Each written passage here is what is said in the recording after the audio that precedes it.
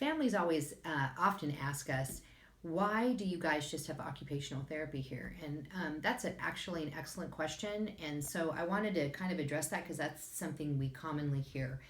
There's two ways to approach treatment for kids. You can have separate clinics. You know, you can have somebody that does occupational therapy, somebody that does speech therapy, somebody that does behavior therapy, somebody that does counseling, or a lot of, or some places have developed what you call a one-stop shop, and that's where all those services are included inside one facility. The only, there's upsides and downsides to both. I started out just doing occupational therapy because I really wanted to master the best possible facility. And so to do that, you have to really focus because each one of those therapy areas is a huge endeavor. And there are people that are absolutely wonderful at it, and then there are therapists that are just okay. So I really strove to create a center that I thought could offer optimal occupational therapy with a sensory focus. And to do that, I had to really downsize my approach so that I could develop that program optimally. But there are other places that do one-stop shop. Some of them do one-stop shop where one company owns all of it, and some of them do one-stop shop where there's 3 or 4 companies in there. And I realized as a parent that drove to therapy, I realized the advantage in being able to have one place you can go.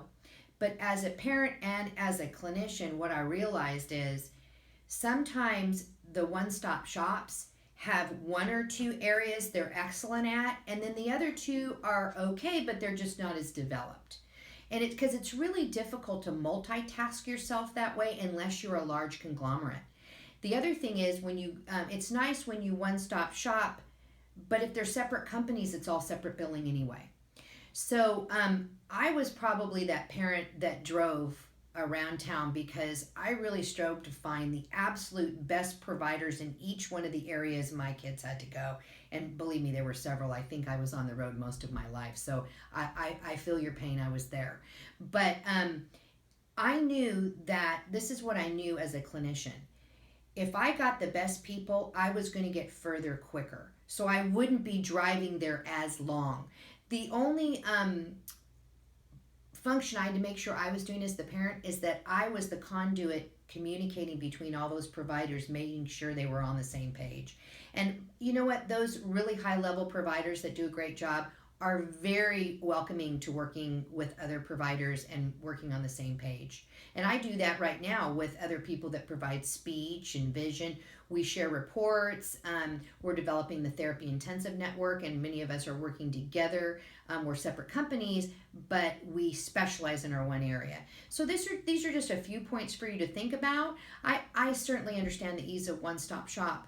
But it's really important that you find the best facility for you and the best therapist to work with your child. That's ultimately your goal. And we know y'all don't want to be driving to therapy for the rest of your lives. So these are just a few points to think about. Mull them over. If you have any questions, you're welcome to come by or pop me off an email, but it opens up some themes to think about.